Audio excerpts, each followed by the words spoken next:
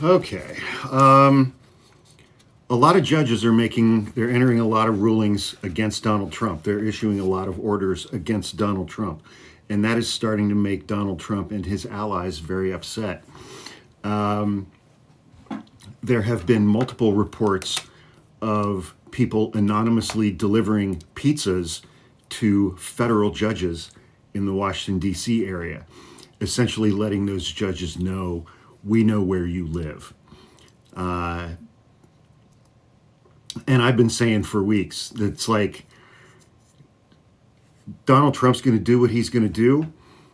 Clearly, our legislative branch has abdicated its duties and its powers to the executive branch. So the only thing that leaves us with is the judiciary, the judicial branch. We have three branches, co-equal, and we have a system of checks and balances where they check and balance each other, so that we don't have something that resembles a dictator or an authoritarian ruler in this country. And I've been saying for weeks, it's like, is he going to obey court orders? Yesterday, Saturday, we got an example where he's not. The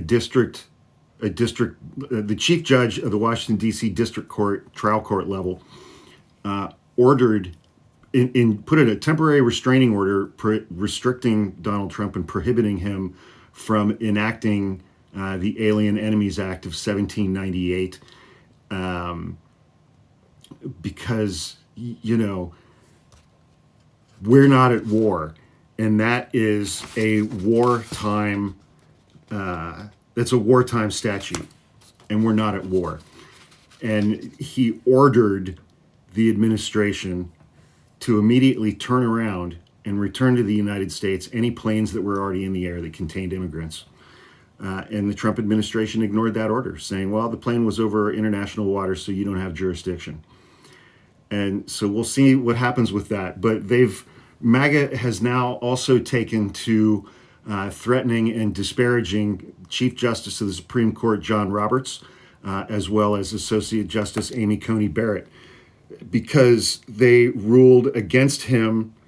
You remember at the State of the Union, Donald Trump went up to Chief Justice Roberts and said, thank you very much, I won't forget it, for the immunity decision that John Roberts wrote, granting Donald Trump pretty much full immunity from criminal prosecution.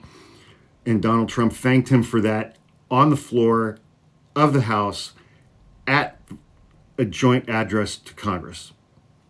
Just quid pro quo, The day after that, the Supreme Court ruled against him on his impoundment of $2 billion of federal spending.